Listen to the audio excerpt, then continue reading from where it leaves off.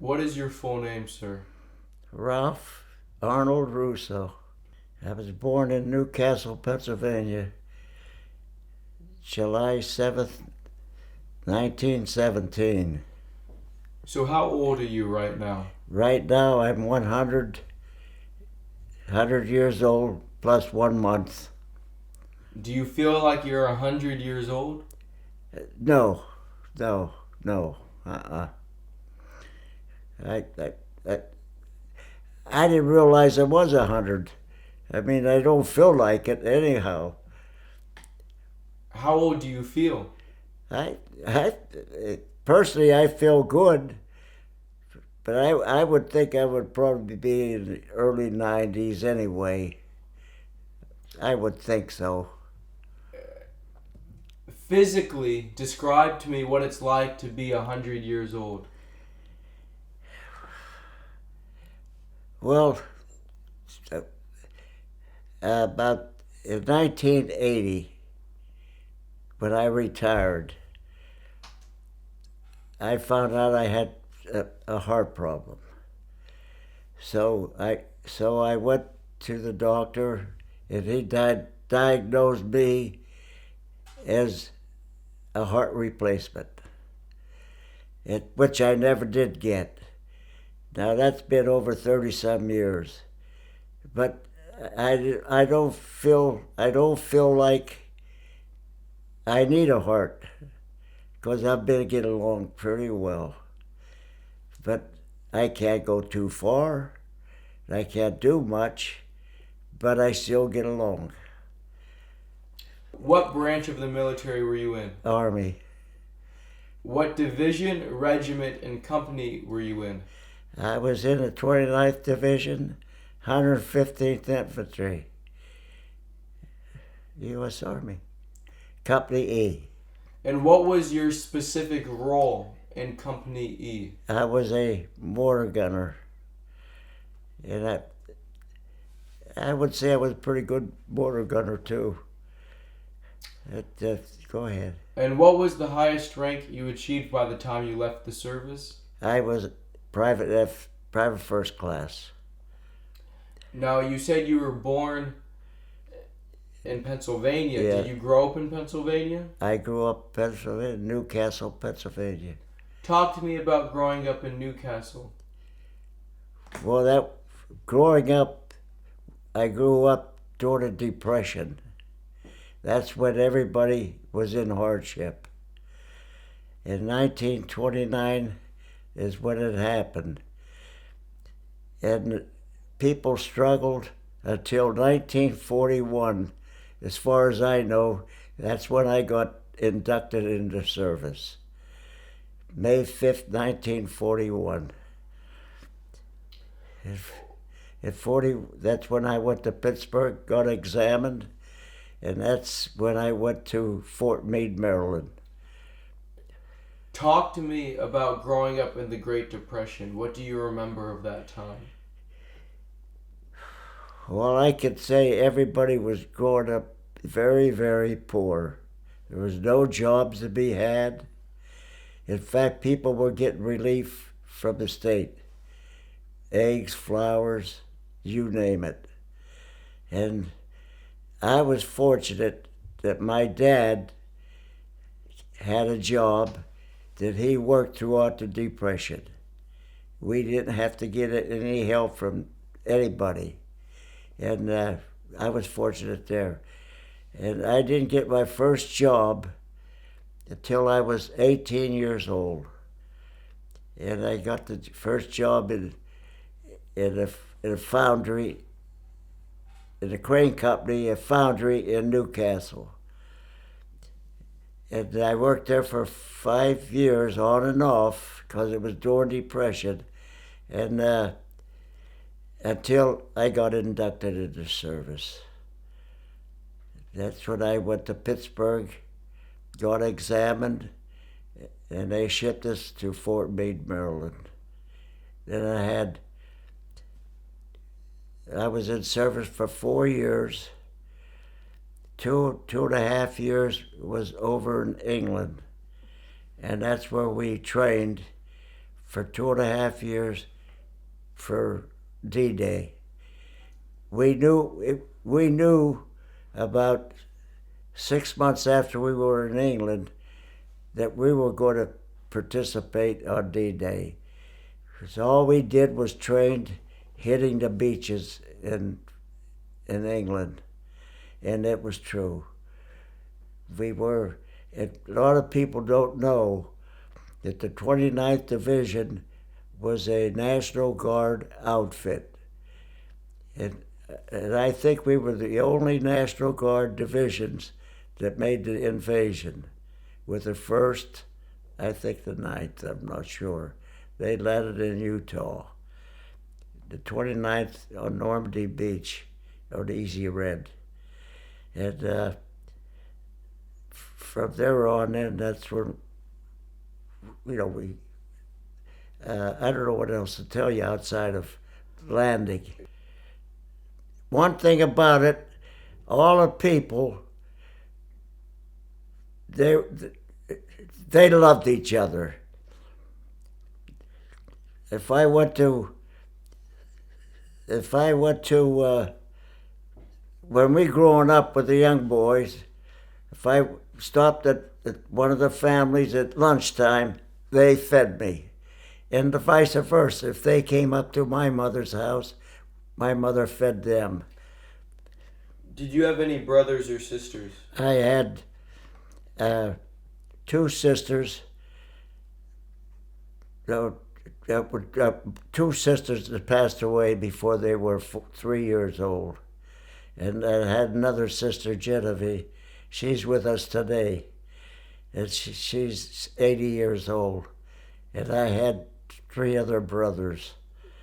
And 2 of them passed away. Outside of myself, I had 3 brothers. And I have 1 brother living. He's 90. Did your brothers serve in World War II? They served in World War II, but neither one went overseas. What did you want to do with your life before the war broke out? Oh, I would have done anything. I worked in gas stations for pennies. I would have done anything for a 50-cent piece during the Depression. It's I don't know what else. I went caddying for golfers and stuff like that for a 50-cent piece or something like that. How did you hear about the attack on Pearl Harbor? How did I hear?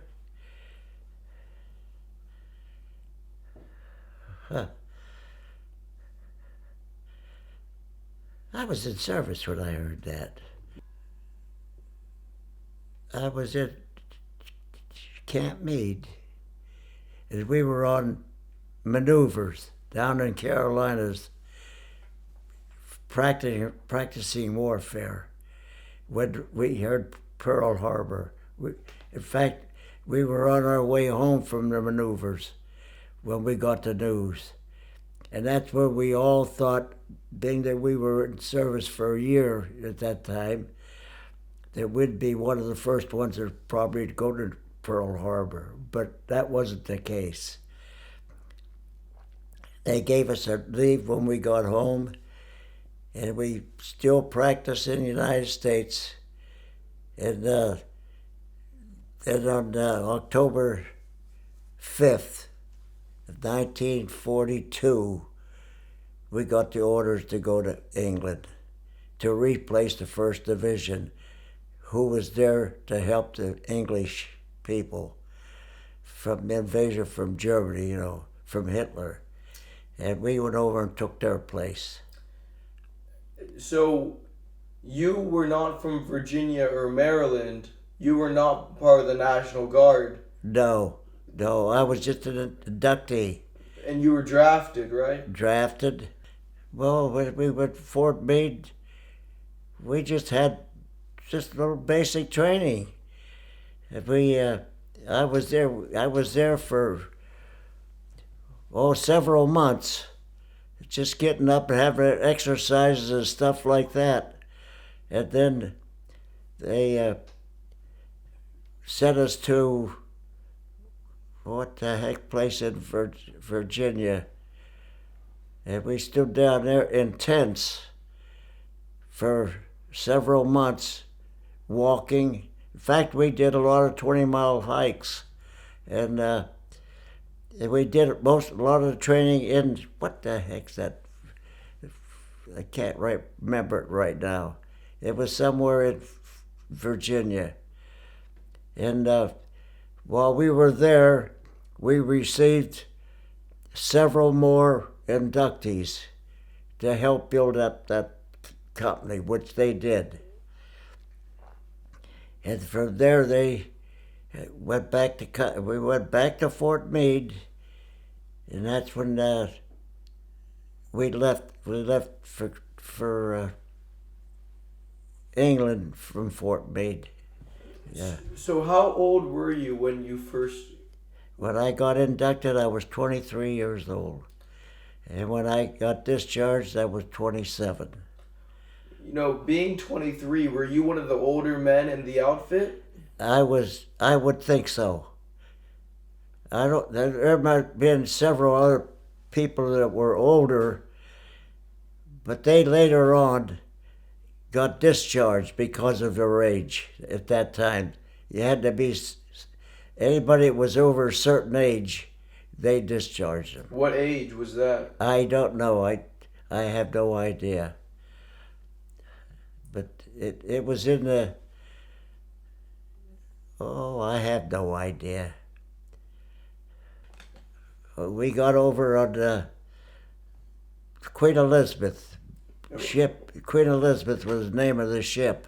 And you were with the original group of men that went with the division to England. Oh, yes. Because I know the 29th, you were in England for 2 years before the invasion. Right. So you were with that group. Oh, yes. So how did you spend those 2 years? Training. We trained most of the time hitting the beaches in Slapton Sands was one of the places where it looked a lot like Normandy. And we hit that beach several times like it was an invasion. So that's when we got the idea that the 29th would be one of the divisions to hit that beach. How many times do you think you did those fake invasions? Oh, I'll bet you 20 times. I would at least 20 times. Oh no, that's how we knew we were going to be involved. Well, I was in London a couple times when the air raids came in. People run in for shelters. They had different shelters where people could go and get away from the bombs, you know. And but I can remember one time when the air raid was in process. It was at night, and I saw a yellow flash from one of the English fighter planes to let the anti-aircraft quit firing. I got them on my sights.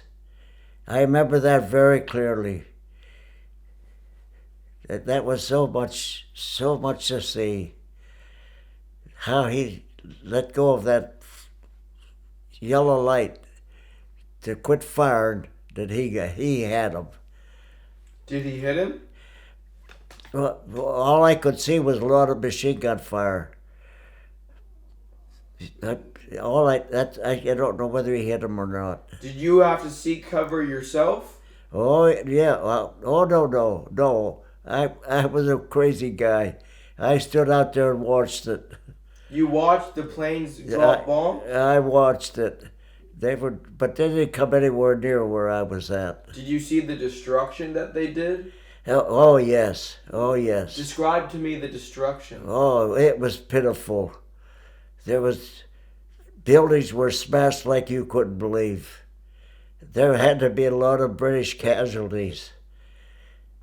But wherever those bombs landed, there was nothing left. I mean, it was pitiful. I didn't want to see too many of those. The Germans also used to send buzz bombs, they called them. They were planes that came over with no pilot. And they would go so far, then they would just plane it off, bomb and all, would hit whatever. They didn't know what they were going to hit, but they did hit places. I don't know whether you heard of the buzz bombs or not. Yeah. But what did you encounter any of the buzz bombs? Oh yes. Describe what was that like? All I can tell you, I took cover, and you could hear the bombs drop. I was in the first floors of buildings. I just run in there because I didn't know where else to go. But I could hear where the bombs dropped, where the plane dropped. So when the bombs are coming, does everyone, they just stop what they're doing and they run for shelter? Yeah, it lets you know when it reaches destination, because the motors, wherever that was on there, shut up. I mean, they quieten up, and when they quieten up, that's when you had to be careful. That's when it was going to drop. You were in England for 2 years. A little over 2 years. What city were you closest to? Well, we were stationed in Launceston. At first, when we first went over, we went to a place called, had a British camp there that only held 115th. Because some of the other regiments went somewhere else. That camp was only big enough to hold 115th. Didn't you get bored being in England for 2.5 years? Well, you couldn't be bored. You went on too much training. But, I mean, didn't you guys already want to get out there and start the fight? Well, no, I wouldn't say that. All I know is we did a lot of training. The 29th Division, you took the place of the 1st Division when they went to North Africa. Right. And Sicily. Right. Was the 29th ever supposed to go to North Africa or Sicily? No. The 29th was in England to help guard it. In case the Germans had an idea of invading England, we were there to help. That's what it was for. Did they train you what to do if the Germans came? All I can tell you, whenever we were stationed, we were always stationed near the channel. That's where we were stationed. And so were the other regiments, who was down in Liverpool, Plymouth, and place. But we were in a place like Tidworth. Tidworth was a place like where we trained our officers. It was a beautiful camp, beautiful, beautiful place. And we was there for about 1 year. And that's when they thought we'd better go to another place, a place called Launceston. Yeah, we were in Launceston till the war, till we left for Normandy. Oh yeah, that's where we trained a lot. Launceston was just a small town, but very friendly. Did you go steady with anyone in England? No. I had a girlfriend home, my wife right here. That's who I went with for 8 years. Before you got married? Yes. When I got married, when I came back from overseas. How did you meet her? She lived on the same street I did. In fact, just catty corner from me. And I would say I rocked the cradle. She was only about 15, and I was around 19. And we went together for 8 years. 4 years while I was in civilian life, and 4 years when I was in the Army, where we just wrote letters to each other. And eventually, when I come back, we got married. Yeah. And we're together now since what, World War II, 73 years.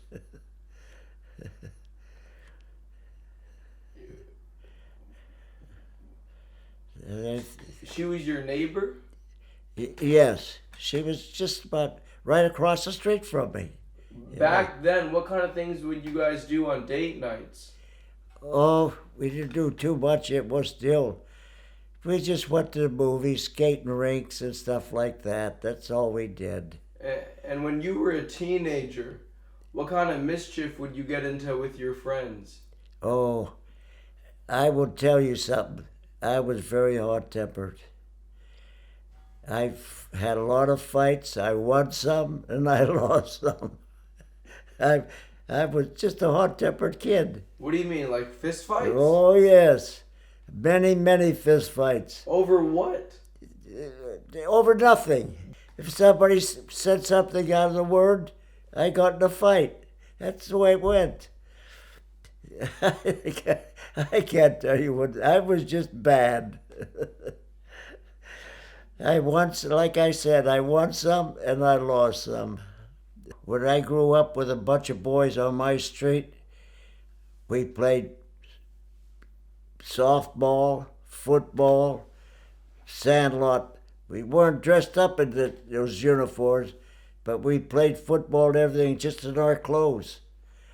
So we got, as the fellows and I got along very, very well. And I can say that. And I sure miss them. What do you remember as D-Day became closer and closer? Yes. Do you remember any significant change in the personnel or the amount of vehicles? No, about 2 weeks before, they sent us to a place close to the channel, and they had long tables, and it had exactly what we would meet if during the invasion. They had aerial pictures of the land, and they had it on long tables of different places like pillboxes and stuff like that. And we were there for almost a week and a half going through all that, learning that, which would give us an idea of what we would meet. What kind of that things? They called that the briefing area. What kind of... I mean, I heard that the briefing area was very secretive. Yes, very. What do you remember about that? The only thing I can remember, they had guards on the outside ordered to shoot anybody that left that area. I heard that for a fact. And we were just pinned down right there in that area. That's where we stayed for at least a week and a half. Looking at that damn table. But would they just show you pictures, or would they explain to you what is? They would explain. So what kind of things were they telling you? Everything was on the table. The hillside, pillboxes and stuff like that were what you would encounter, you know. And that's what we studied. Now, you saw the table and you saw the real thing. Yeah. Was it accurate, the table? I couldn't tell you that because the 115th, well, I can tell you this. The 115th and the 116th, the generals flipped a coin to see who would be the first assault. But the 116th won. And they were the first ones that went in, hit Normandy. We were the second group that went in. The 175th Regiment, they held back till the next day. They went in the next day.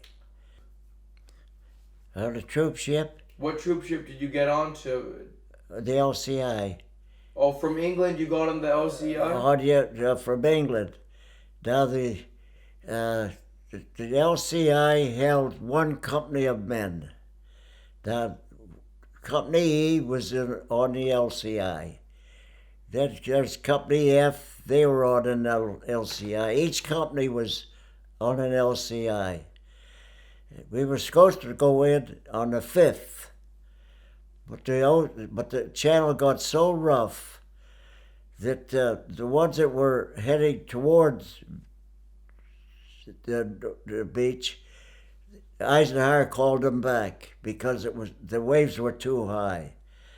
So we all stood on the shore until the 6th. Then Eisenhower got hold of the people that charged, what do you call them, to do the climate. He asked them what the weather was going to be on the 6th. And they told him that it would still be rough, but it won't get any worse. And so most of the generals didn't want to go. But Eisenhower says we have to, because the Germans would get a hold of us right now and knew the invasion was going on. And that's when he ordered, go. That was Eisenhower's word, go. And that's where we went. But I can tell you one thing. The captain ship that I was on, this is not made up. He refused to bring us in, and because of the rough water, the waves were up about 6 foot, and I don't know what he refused. This is the truth. The Lieutenant Donnelly came up to me, because I was a good soldier. I'll admit that, and he asked me if I would volunteer to swim about 400 yards. They would load the machine guns and the mortars on this little boat, pontoon boat, whatever it is, and I would swim to the shore. And I told him, I says, Lieutenant, we'll never make it. The waves are too high, and that's too far. But he turned around and says, I'll go with you. But whenever the captain of the ship heard all this, he says, no. He says, it's impossible. He says, I'll bring you in. And he did. But to me, even so, he brought us in, I think he should be court-martialed, because he at first had refused.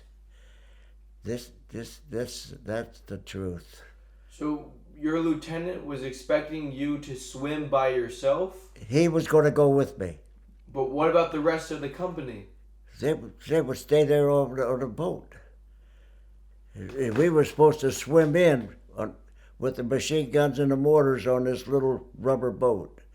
We'd have never made it. But why would they send 2 people? Well, he asked me to volunteer, and I said yes, but that was impossible. Who else would he send? He was also volunteered to go in with me. What was going on in your head before the invasion? What were you thinking about? Personally, I knew it was going off, but I was just saying I just hope I make it. I did say that. Because I knew it was going to be tough. But from what I heard the German division that was up there were frontline divisions.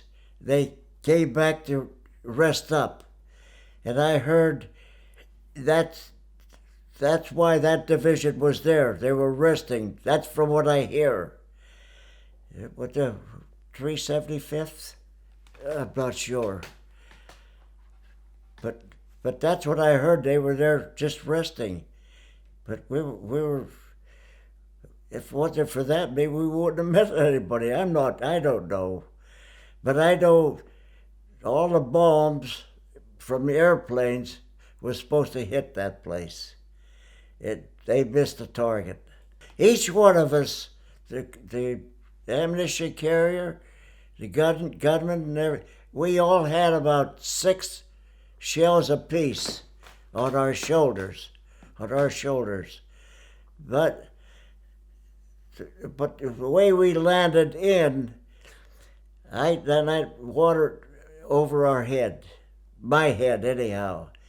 But it's fortunate we had these here what he calls. They helped us get up out of there. And the first thing I encountered was a wall of sand and gravel, mostly gravel, about 8 foot high. And I made understand later on that any tanks that would come up to this gravel bank would be able to make it, because I could see when I looked up to my right, I could see about 7 or 8 tanks that were stranded. That couldn't make it up there. But that was our first protection. And when I got to the top of that, I looked over the wall and I could see this pillbox. This pillbox, anybody that went over that bank would open fire. And to me, I says, we need help. So as I said that, I saw a destroyer coming up the shoreline, the destroyer Texas. That thing leveled up with the coastline and fired 3 volleys. It hit that pillbox right on a button. And that's when I told the fellas, now we better get out of here, not knowing that the whole hillside was planted with personnel mines. Because as soon as we start going in, fellas were stepping on mines and God knows what happened to them. And we were fortunate that the climate, in a couple of years, had shown the detonators of these, exposed them, which gave us the break where we could step over them. But we lost a lot of men that did going up that hillside. But we eventually, I'll swear that we were stuck on that hillside for at least 2 hours. We got on top, and I could see all kind of signs up there. Beware, mining in Germany. And as we walked inland, there was a soldier, 1st Division soldier. He was prone position, prone. And he looked at me, he says, you fellas are either nuts or you're brave. I says, we're neither one. I would say we're nuts. But we advanced forward. We went over a deep ravine. When we got on top of the deep ravine, I could see a church steeple. So, and I still say, when 115th landed about 100 yards to the left, the Germans started to retreat. It's my opinion, because they were afraid of probably getting surrounded with 115th coming to their left. Well, anyhow, when we got on top of that ravine, the Germans did retreat, and they headed for the town of Saint Laurent, where they put up a second line of defense. I would say it was about a quarter of a mile, maybe half a mile from the beach. So when we got to the town, I mean, it was around 5 o'clock in the afternoon. And I would say we landed about 8 o'clock in the morning. So the weapons platoon, the riflemen had already gone past these houses. Well, we were not, right there to the rear of these houses where we started to rest. So I sat down, and I had a hedgerow behind me, a big tree to the left of me. It's sitting down, and all I can tell you is my legs were showing. And someone fired a shot and caught me in the left foot and the right leg. That's the only thing that was showing. And I jumped over the hedgerow, and my fellows took off my shoes and everything. They helped me get, with Band-Aids and stuff. Then they later took me into a house where there was already quite a few soldiers already injured. This medic, there wasn't a doctor, just a medic. He was taking care of them. And he kind of had tears in his eyes. And I said, "What's the matter?" He says, I'm out of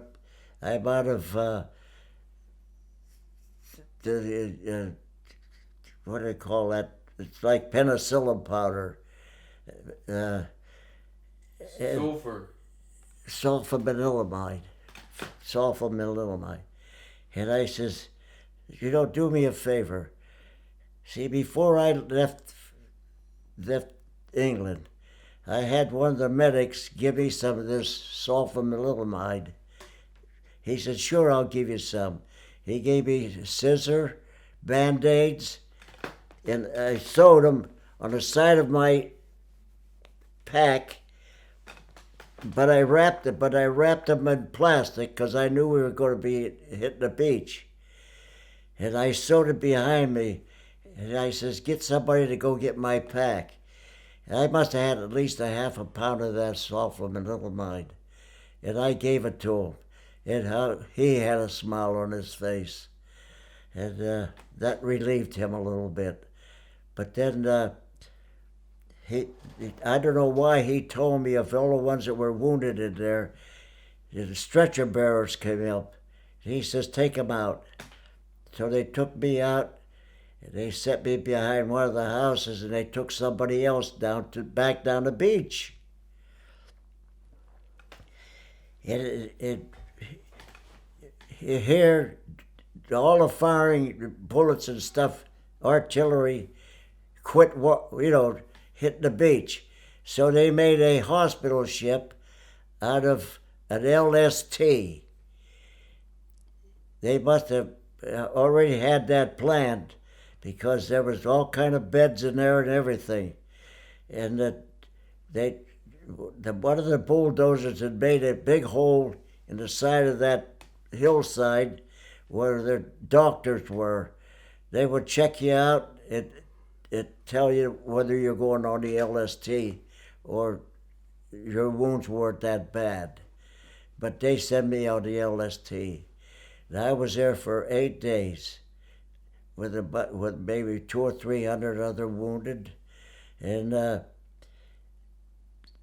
after that, the ship was sent to England with all these wounded.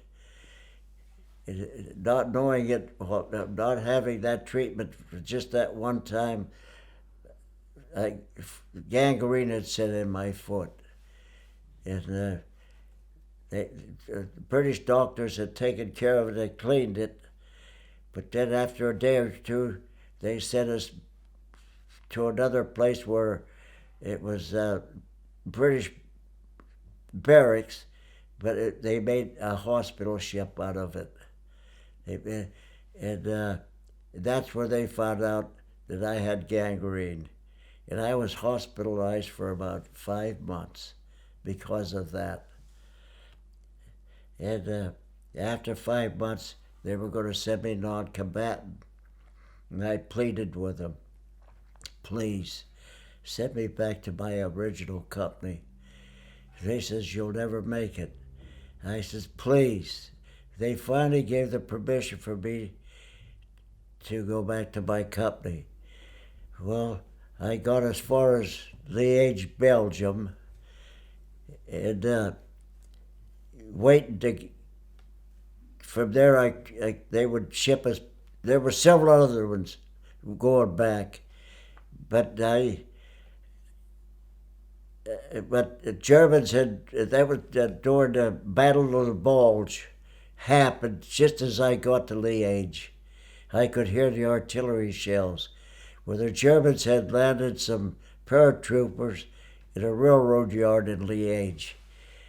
So the while we were waiting to go back, the lieutenant or captain, whoever it was, says we got to form patrols and see if we can locate those paratroopers.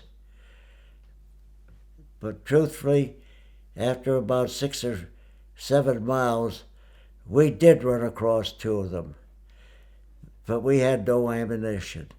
They told us to fix bayonets. And the sergeant in charge says, "What do you guys want to do?" He said, "What would you do against automatics?" He said, "Well, about face." So we went back, and my foot just swollen up like a balloon. I went to the medic the following morning.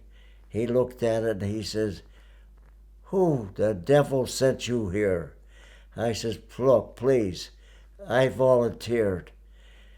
But I guess it just didn't work. So he sent me back to France. France, for the French hospital in France. They looked at us and said, "We can't do anything with you right now. We got too many casualties."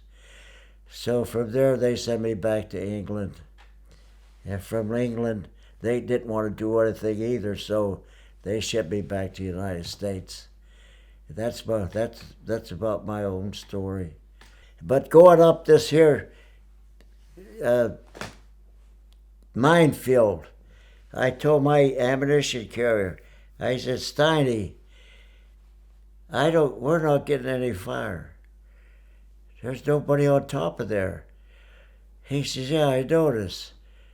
He says, and so that's when we watched ourselves and making sure we didn't step on these mines, which a lot of them did, until we got on top. Oh, the ones I saw stepped out of mine and just threw them. Threw them one side or the other. They went about 4 or 5 feet. But the only one I know of that died was a guy from our outfit. He was from Bessemer, PA. I heard he didn't make it. What was his name? Stanley Krebenz. What do you remember about him? He was nice. He was a good soldier, very big and strong. That's all I can remember about him. But I knew he was from Bessemer, which is only about 4 or 5 miles from here. Did you get a chance to use the mortar? No. We didn't have the chance. We were trying to get out of the minefield.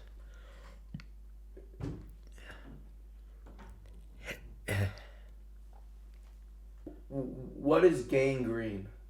I don't know. It's some kind of an infection. That if you leave it there long enough, it would destroy. That part of it would have to be cut off. It turns purple. All I can tell you. Were you in pain? No, I can't say I was in pain. They took care of it, put a cast on it, and they just watched it every morning. They would come by my bed, take a look at the toe, wouldn't say anything to me, and just walk away. They would walk away. That went on for several months. Then I noticed the bluish color was fading away. So when your legs were exposed, were you hit by artillery or a mortar shell? A sniper bullet. It was a bullet. Bullet, sniper. I thought it was shrapnel. No, it was sniper. It was a bullet. Oh, guaranteed. A sniper downed me. So where did the sniper hit you first? Well, I don't know whether this could be true. The way I was sitting, I would guess that the one that went through my foot also went through my leg. The way I was sitting. I think the same bullet did the same damage. I'm sure. And where were you when you were hit? Where was I? Right there at the town of San Laurent, right behind one of the houses. There was only from what I could see, there was only a row of 2 or 3 houses back there. And so you were hiding behind one of the houses, but your legs were sticking out. Yeah. Why didn't you bring your legs in? I was just resting. I had a big tree at my left, and I had the hedgerow in the back. I figured out, hey, I'm safe. But that wasn't the case. No way. When you were on Omaha Beach, do you remember taking on any of the German artillery? No, I can't say we did. What about mortars? Because we were about 100 yards further south of where the 116th hit. But the 115th also took casualties on the beach. Yeah, during this minefield. But I'm saying, wasn't there artillery? No. All I could say is our damage was the minefields. You weren't? Did you take on any small arms fire? No, that's what I told my ammunition carrier, Steinberg. I says, we're not hitting any enemy fire. I says, just because of one thing. Being that we left of the 116th, the enemy is not going to get surrounded. And I think maybe they retreated, which I was right. Around what time did you hit the beach? I don't know for sure, but when we landed, it was still dusky, from the weather. You could hardly see a beach when we come in.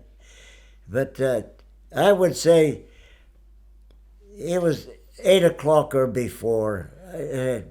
I would say. There was John Fury from Philadelphia. He stepped on a mine. He lost a leg and everything. Then he was killed? Yeah. He finally made it. He made it. I met him after the war, and he had a wooden peg leg, but he made it. But I know we had lost. I didn't see them all, but I know we lost quite a few on that line, that hillside. How big was the hill? Oh, it was pretty long. It was. I'd say it was at least 200 yards high. No, maybe 100 yards high, at least. And there was no path for you to go? Oh, no.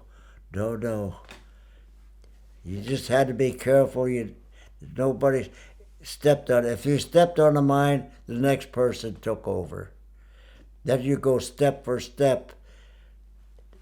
And if the guy stepped on a mine, the next guy took over. It was bad going up there. What's that like, not knowing if you're going to step on a mine? Huh? Oh, you didn't know whether you're going to or not. So what's that like? Oh, you feared that. You had that fear in you. But the ones that I saw, the detonators were showing up about the weather. Had shown the detonators because of the weather. We were lucky. But those are the ones you saw. Yeah, those are the ones we saw. What about the ones that you didn't see? We do. Them's the ones that hit you. Yeah. So around what time of the day did you get hit in St. Laurent? about 5 o'clock in the afternoon. So you had a full day from 8 o'clock to 5 o'clock. Oh, yes. Oh, yes.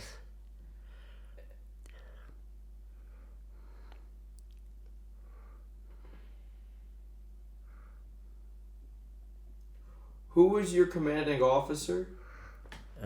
Maurice Clift. He was our captain of E Company. What did you think of him? Oh, what a wonderful guy. He was great. In fact, I think he made the whole thing. Went through the whole warfare. What made him a good leader? His personality first. And he was just a good teacher, too. Infantry tactics. He was good. And he cared for each and every one of the soldiers, too.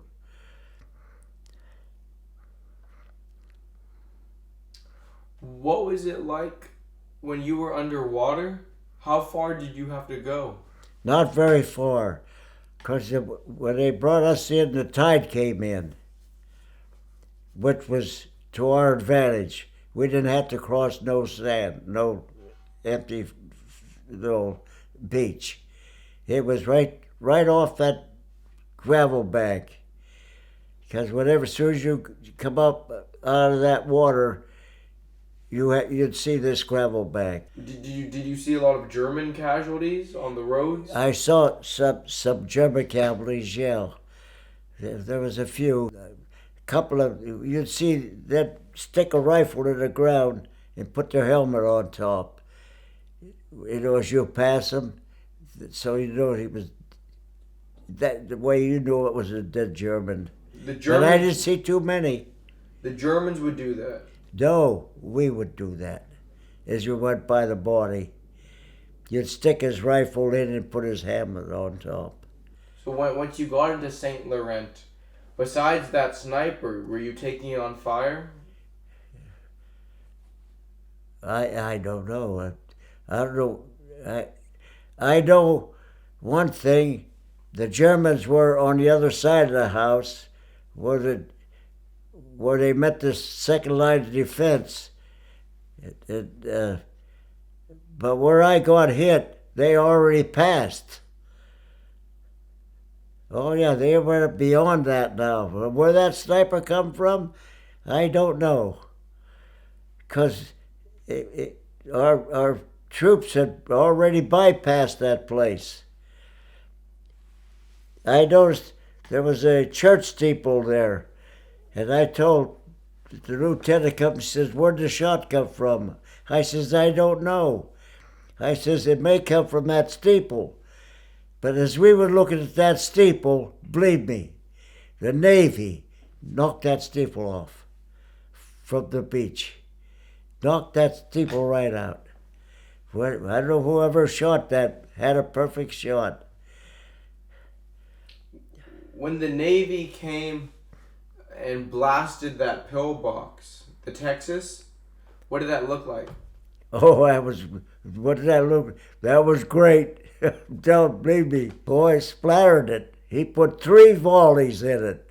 1, 2, 3. That was beautiful. Now, how did he get word of that pillbox? Now, he had to come all the way in, but I still don't know today how he knew that pillbox was there.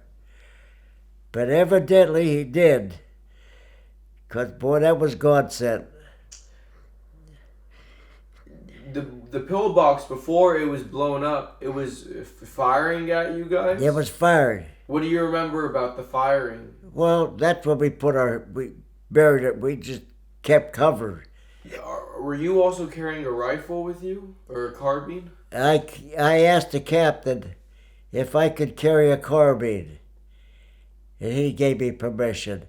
But not too many mortar gunners carried a gun. We had a pistol. Oh, really? Yeah. Mostly, you wouldn't. I thought mortarmen would also carry a rifle. No. We all had pistols, 45 caliber pistol. That's because the mortars are usually a little bit back from the riflemen. Yeah. So what was it like, after you'd been with this group for 3 years? Yeah. And you get wounded on the first day. What was it like not being with them for the rest of the war? I'll tell you the truth, you missed them. I missed the guys. So that whenever they were going to send me back non-combatant, I pleaded to go back. But they disagreed for quite a few days. And then finally, after I pleaded with them, they gave me the order, go ahead. Send him back, but he's not going to make it. They were right. Yes, they were right. But when you were in England and then when you eventually came back to the United States, would you get letters about the men who you served with being killed? Would you find out that they, or was it only after the war? No. I never got any letters from anybody. See, I had another friend of mine from Newcastle. We went in together, and we were very good friends before we went in. But he went in quite a ways. I don't know whatever happened to him. But I did have a very good friend. In fact, they were all friends. After you're with them for so many years, why, you got to meet good friends. What was the pain like in your leg after you were shot? The pain lasted very short. I mean, when it first happened, there was pain. But I would say 5 minutes later, I had no pain. The fellows in my company, they bandaged, they put this powder on it and bandaged it. But to tell you I had much pain, no. And did you, when the medic came and attended to you? That's when they brought me to the house. But he ran out of this powder, sulfamanilamide. He didn't have any to put on until I gave him some. So did he then put you on the beach? Yeah. Because I thought you were on the beach with all the wounded men. Did they ever put you on the beach? That's when they brought me back. The stretcher bearers, they would come up and they took a couple of us back down the beach. But of course, at that time there the Germans had retreated and there was no fire down there. Were there a lot of other wounded? Oh my, by hundreds. They put me on this LST. They converted over to a hospital ship. And there had to be, there's different stories on there. There had to be 300 or 400 on that ship. The only ones I can tell you is the one that was on my floor. There had to be at least 100 right there on that floor. And who was moaning and stuff like that made you sick. Because anybody that was seriously hurt, they probably had doctors taking care of them, on the upper floor. Like people that might have lost their leg or shot pretty bad, they were taken up to another floor where doctors took care of them. But where I was at, there was just medics that look after you. But how long were you on the beach before they brought you onto the ship? Not very long. The doctors down on the beach take a look at you, and if you were serious enough to go, he would tell you, put him on the ship. Was this the next day or same day? Same night. All I can tell him is war is bad. There should not be any wars. What would you want to say to all those men? What would you say to all those men who were killed overseas in World War II? What would you want them to know? I don't know. I don't know. All the ones that died, I miss them. Honestly, I do miss them. They were all so very close. We all looked after one another. I had 2 children, wonderful children, wonderful wife. What else could I ask for? Do I believe it? Sure, sure. Oh, yes. Oh, yes. There's a heaven. Oh, yes. See, I got Blessed Mother Mary right there. She's there with me all the time. Right there. Oh, yes. Oh, yes. How do you want to be remembered? I would say I was a good father and everything. I was a good father and everything. They can always say he was a good man. Oh, yeah. After you get sold, you lose your temper. You don't have no more temper. You have more love for people than anything else. Oh, yes. Thank you for your time and thank you for your service. Oh, thank you. Thank you.